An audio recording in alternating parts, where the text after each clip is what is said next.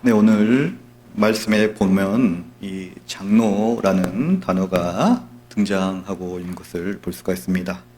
오늘날 이 교회에서 이 장로라고 하면 이 직분인 우리 장로님으로 시무 장로님으로 생각할지 모르겠지만 오늘 본문에 기록된 그 당시는 초대교회 시대입니다. 초대교회 안에서 장로는 교회 리더를 가리킵니다. 혹은 교회 내에서 가장 연장자, 어르신들, 가정의 가장을 말하고 있습니다. 이때 초대교회 시대 때는 직분의 체계가 전혀 정리가 되어 있지 않았습니다. 그래서 교회에서는 교회 지도자인 장로를 뽑았는데 이때 당시 초대교회 시대 때는 장로는 두 가지 역할이 있었다고 합니다. 첫 번째는 말씀을 준비하고 말씀을 연구하고 말씀을 선포하는 예배를 주관하는 말씀을 담당하고 있는 장로님, 오늘날로 말하면 목사님이라고 보면 좋겠습니다. 또 둘째로는 행정이나 옥양을 담당하고 있는 장로님, 오늘날 말로 하면 시무 장로님으로 이렇게 보면 좋을 것 같습니다. 오늘날이 되어서 이 목사님들이 말씀을 전하는 일과 목양을 하는 일, 그리고 교회 전반적인 모든 사역을 책임지는 역할을 합니다. 장로님은, 오늘날 장로님은 이 목사님들이 예배를 잘 준비할 수 있도록, 사역을 잘 할 수 있도록 도와준 역할과 특히 교회의 재정, 시설 관리, 행정 같은 기타 일들을 책임을 지는 역할을 하는 게 바로 오늘날 장로님의 역할이라고 할 수가 있습니다. 바로 오늘 본문이 기록된 당시에는 초대교회 시대입니다. 직분 체계가 전혀 없는 시대입니다.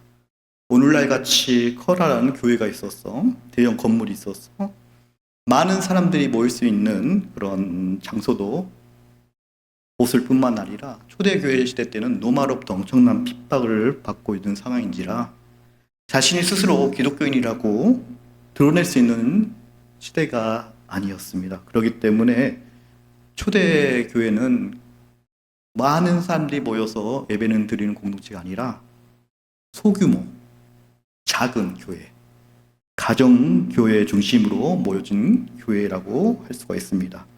오늘날이 되어서 이 교회가 대형화가 되고 건물도 커지고 많은 사람들이 모일 수 있는 장소가 만들어지고 또 종교개혁을 통해서 칼빈이라는 그런 종교개혁자들을 통해서 교회 안에 리더십이 역할이 구분되기 시작을 했습니다.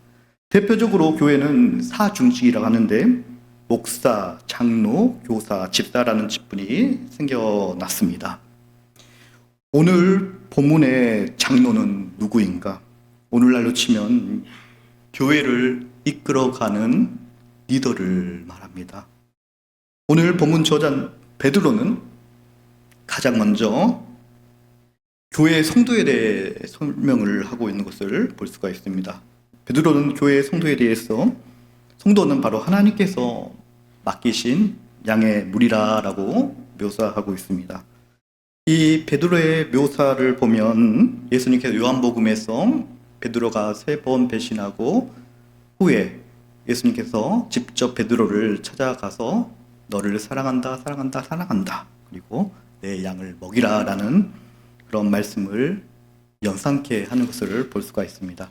또한 오늘날 목회자, 장로, 그리고 교회 여러 리더들이 성도에 대해 어떠한 마음으로 섬겨야 할지에 대해 설명해 주고 있습니다. 교회 리더는 성도 한 사람이 주님께서 핏값으로 사신 귀한 양임을 인식하여 사명을 잘 감당해야 합니다. 베드로는 장로들에게 주님께서 맡겨주신 성도들을 목양하는 데 있어서 자신의 주장을 내세우지 말고 겸손한 자세로 섬길 것을 권면하고 있습니다.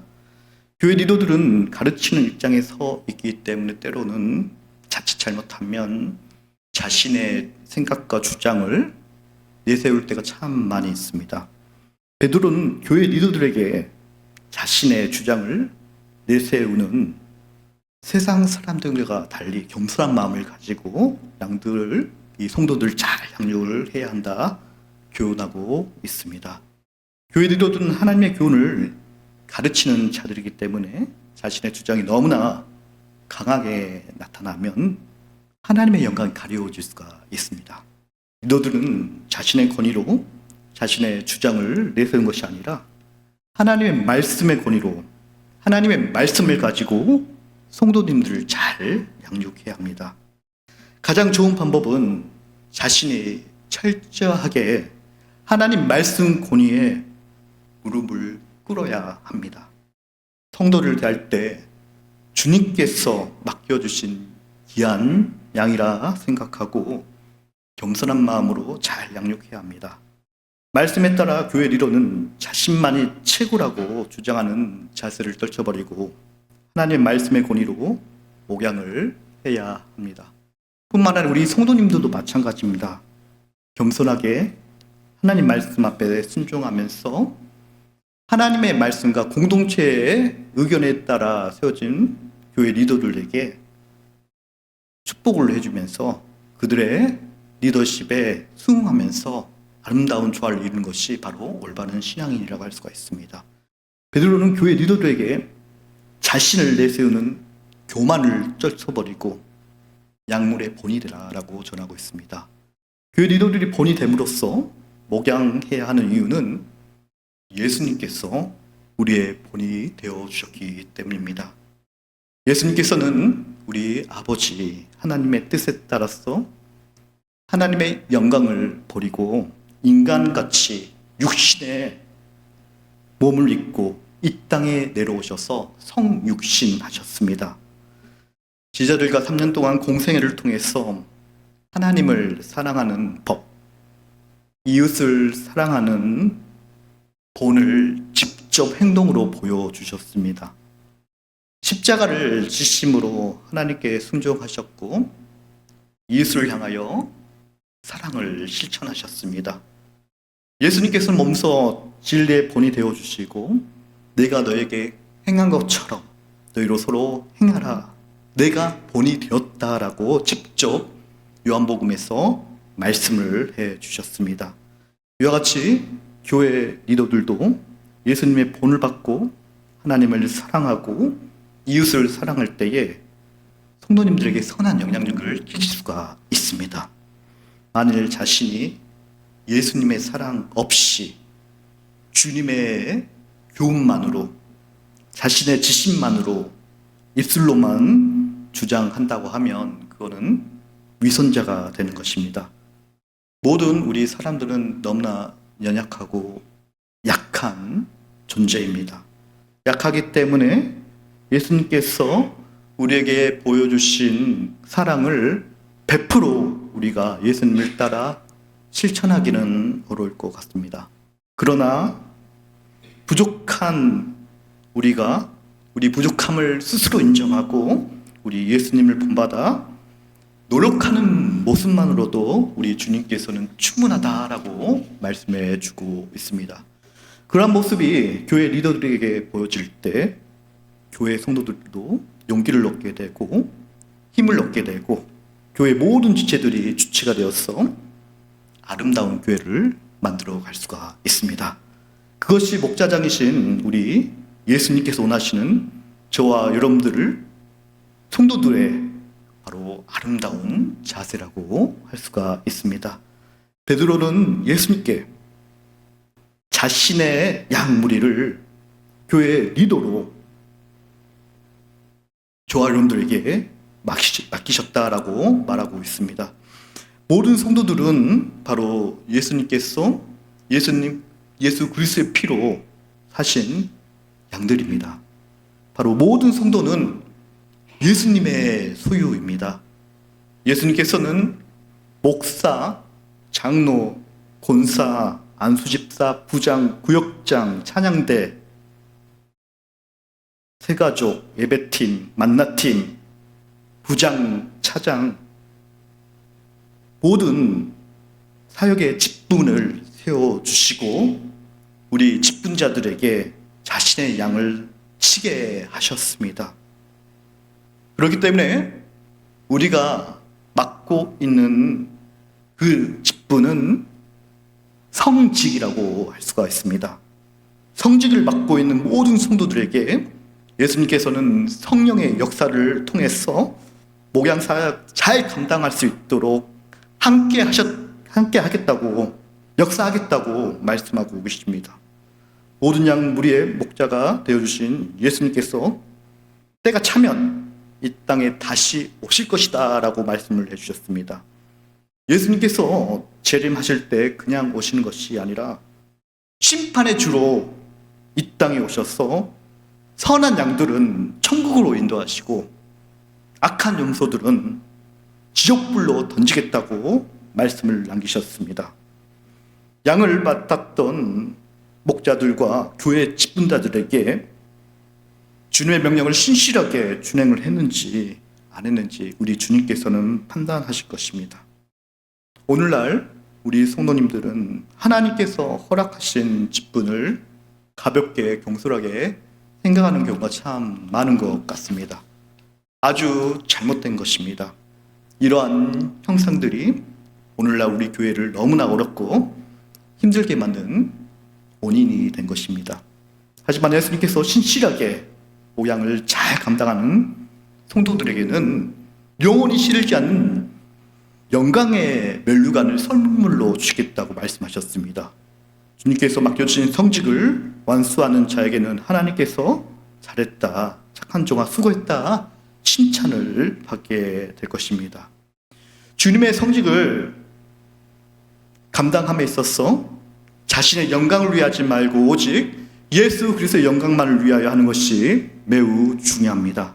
저와 여러분들도 너무나 약한 인간인지라 다른 사람들을 섬기거나 교회에서 다양한 사역을 감당할 때 내가 지금 여기서 뭘 하고 있는 거지? 어쩔 때는 짜증나고 화가 나고 소리 지르고 싶고 자존심도 상하고 하나님께서 주신 지금 맡고 있는 성직을 그만두고 싶을 정도로 위기의 순간을 누구나 경험하게 될 것입니다. 기분이 상하고 울고 싶고 사람들도 보고 싶지 않고 미워할 때도 있습니다. 여러분, 이럴 때 우리 예수님께서는 어떻게 하셨는지 곰곰이 생각해 보시길 바랍니다. 우리 예수님께서는 공생의 기간 때 제자들을 섬길 때에 제자들 한 사람 한 사람 진지하게 생각을 하셨고 예수님께서 직접 제자들의 발을 씻기셨다는 사실을 기억하시길 바랍니다. 때로는 자신을 욕하고 자신에게 고통을 주는 로마 군병을 향하여 저들은 아무것도 모르니 하나님 아버지 용서해 주세요라고 원수도 사랑하는 모습도 직접 보여주셨습니다. 이 사실을 기억하시길 바랍니다. 우리의 모습이 거칠고 부족해서 다른 사람들에게 호감을 주지 않더라도 우리가 하는 모든 사역을 성실하게 겸손하게 감당할 때에 우리 하나님께서는 우리를 매우 아름답게 바라보고 계신다는 사실 기억하시길 바랍니다. 예수님께서는 부족한 우리가 똑똑하지도 않고 부족하지만 있는 모습 그대로를 존재 그 자체만으로 우리를 사랑하고 계신다는 사실도 기억하시길 바랍니다. 저와 여러분들은 가진 것, 지금 있는 그대로의 모습을 통해서 하나님께 영광을 올려 드리면 되는 것입니다. 혹시나 부족함이 있다면 주님께서 채워주십니다. 우리가 인기가 없을지라도 주님께서는 우리가 겸손히 섬기는 모습을 지금 이 시간에도 원하고 계십니다. 주님의 영광을 위해 섬겼던 사소한 이 작은 섬김 행위들이 하나님 역사에 참으로 중요한 부분을 감당하고 있다는 사실도 늘 기억하시기 바랍니다. 우리가 그동안 섬겼던 하찮은 작은 섬김들이 하나님의 거룩한 계획의 일부였음을 기억하시길 바랍니다. 하나님 사역을 할 때, 교회를 섬길 때 우리 목표는 하나님의 영광을 올려드리는 것입니다. 우리가 하나님만을 영광 올려드리는 것을 목표를 추구할 때 주님께서는 우리를 보다 좋은 길로 인도해 주실 것입니다. 또한 그런 과정을 통해서 영적인 성장도 더욱 커지고 우리의 간절함도 더욱 커지게 될 것입니다. 우리가 영적으로 성장할수록 우리의 역할은 더 커지고 하나님의 영광은 더 많이 올려드릴 수가 있습니다. 그것은 영적인 성숙으로 이어지는 거룩한 훈련의 사실도 우리는 늘 기억해야 합니다. 우리 또한 경건한 시간을 가지고 또 성경도 읽고 기가 되면 금식도 도전하시고 기도하는 것이 매우 중요합니다. 교회에서 직분을 맡을 때 혹시 다른 사람을 섬길 때 우리의 발걸음이 처음에는 어설프고 비틀거리고 불안할지라도 하나님께서 함께 하시고 교회의 지체들과 더불어 승리할 수 있다는 사실도 늘 마음에 품으시길 바랍니다. 마태복음 20장 28절에 인자가 이 땅에 온 것은 섬김을 받으러 한 것이 아니라 도리어 섬기러 왔다라고 예수님께서 말씀하셨습니다. 오래전에 장애인 동계올림픽을 텔레비전에서 본 적이 있습니다. 거기에 스키장에서 앞을 보지 못한 장애인이 스키를 타는 모습을 텔레비전에서 보고 있었습니다. 전 참 깜짝 놀랐습니다. 저는 앞을 볼 수 있어도 스키를 타는 게 무섭고 떨리는데 앞을 전혀 못 보는 사람이 어떻게 스키를 탈까 궁금했습니다. 텔레비를 보니까 그 앞을 못 보는 스키 선수 앞뒤로 동행해주는 사람이 있었습니다. 앞에 가는 사람은 음악을 크게 틀어주고 뒤에 가는 사람은 오른쪽, 왼쪽, 앞으로 멈춰 소리로 시각장애인 스키를 잘 탈 수 있도록 안내해 주는 것을 본 적이 있습니다. 앞을 볼 수 없는 이 장애인은 바로 시도를 전폭적으로 따르기만 하면 되는 것입니다. 스키를 타는 이 시각장애인과 같이 저와 여러분들은 바로 5초 후에 어떤 일이 일어날 줄 모르는 상황 속에 우리는 살아가고 있습니다. 그러나 우리의 인도자이며 지도자 되신 하나님이 우리와 함께 하십니다. 저와 여러분들은 우리를 인도해 주신 하나님의 말씀에 순종하기만 하면 되는 것입니다. 하나님께서는 여러분들이 망가지기를 원하지 않습니다. 지금 당장 이해가 되지 않더라도 이 순종하는 그 모습만으로도 하나님께서는 여러분을 가장 아름다운 곳으로 이끌어 주실 것입니다. 혹시나 교회 사역이나 어떤 세상 일이든 하나님에 대한 불순종과 거룩하지 않는 찌꺼기가 남아있다면 깨끗하게 제거하시길 바랍니다. 한 남자가 있었습니다. 이 남자가 주일 아침이 되자 어머니에게 오늘은 교회 가고 싶지 않습니다. 교회를 가니까 보기 싫은 사람이 너무나 많고 나를 힘들게 하는 사람이 너무 많습니다. 아무리 내가 열심히 교회를 해도 알아주는 사람이 한 명도 없습니다. 어머니는 이 남자에게, 아들에게 사람을 보지 말고 하나님을 보고 신앙생활 하는 것이다. 아들을 설득했습니다. 이 아들은 참다 못해서 어머니, 도대체 지가 이 모든 상황을 불구하고 교회에 가야 될 이유가 무엇입니까? 따져 물었습니다. 그러다 어머니께서는 이렇게 대답을 했다고 합니다. 사랑하는 아들아, 너가 담임 목사잖아. 야, 힘들어도 목사는 목사 자리를 지켜야 되고 성도는 성도의 자리를 지켜야 되지 않겠느냐.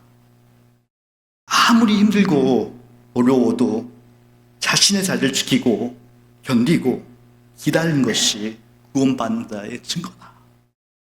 절망과 낙담의 자리에 벗어나고 싶을 때 우리 생각에는 사랑의 하나님이라면 떠나라, 내가 다른 길을 열어주겠다라고 말씀하실 것 같습니다. 그러나 우리 하나님께서는 우리가 지금 속한 곳에서 하나님 말씀을 순종하고 믿음을 갖기를 원하고 계십니다. 늘 이곳을 떠나서 다른 곳을 꿈꾸는 우리에게 너의 자리로 돌아가 주어진 환경에서 최선을 다해 서로 사랑하라고 말씀하고 계십니다. 환경과 처지가 그대로일지라도 우리의 관심과 태도를 바꾸라고 말씀하고 있습니다. 그럴 때 우리 하나님께서는 우리와 늘 함께 하신다 약속하십니다. 6월달이면 월드컵이 미국과 멕시코에서 월드컵이 열립니다. 이 월드컵을 열리는데 축구에 나가는 우리 선수에게 50%만 책임지십시오라고 이야기하는 사람이 있습니까? 당신이 가진 거에 한 80%만 책임지십시오라고 말하는 사람은 없을 것입니다. 당신이 가지고 있는 100%그 이상의 노력을 열심을 통해서 한계를 뛰어넘어서 최선을 다하라고 이야기하지 않겠습니까? 그리고 결혼식 때 주례자가 신랑에게 신부에게 어느 정도만 사랑하십시오 이렇게 이야기합니까? 거북머리가 팥불이 되도록 사랑하세요라고 권면하지 않습니까? 어떤 사장님 직원을 뽑을 때 5분의 1 정도만 해주세요라고 이야기하는 사장님이 계십니까? 최선을 다해 섬겨주라고 말씀하지 않습니까? 바로 우리 신앙도 마찬가지입니다. 우리 신앙도 언제나 온 마음과 온 정성을 다해 신앙생활을 해야 합니다. 이게 바로 우리 하나님께서 원하시는 것이고 예수님께서 직접 보여주셨습니다. 우리 예수님께서는 십자가에서 자신의 모든 것을 피와 물을 다 쏟아 부으시면서까지 우리를 사랑하시면서 자신의 사명을 감당하셨다는 사실도 여러분들 기억하시기를 바랍니다.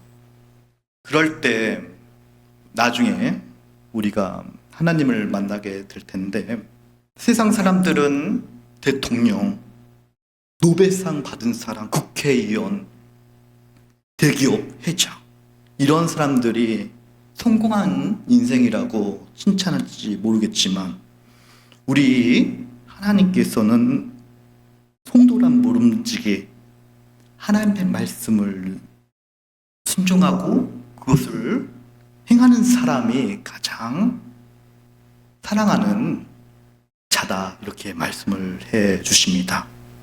여러분들 신앙생활을 오래 되었다면 다른 사람들에게 교회를 오래 다니면 신앙생활을 오랫동안 하면 저렇게 온유하고 겸손해지는구나 라고 생각할 수 있는 수준의 사람이 되어야 합니다.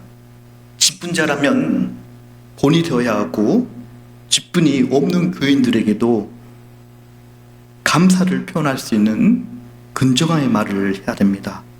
모범이 되어서 다른 사람들로부터 역시 믿음의 사람은 다르구나 라는 찬사를 받을 수 있는 신앙인이 우리가 되어야 합니다.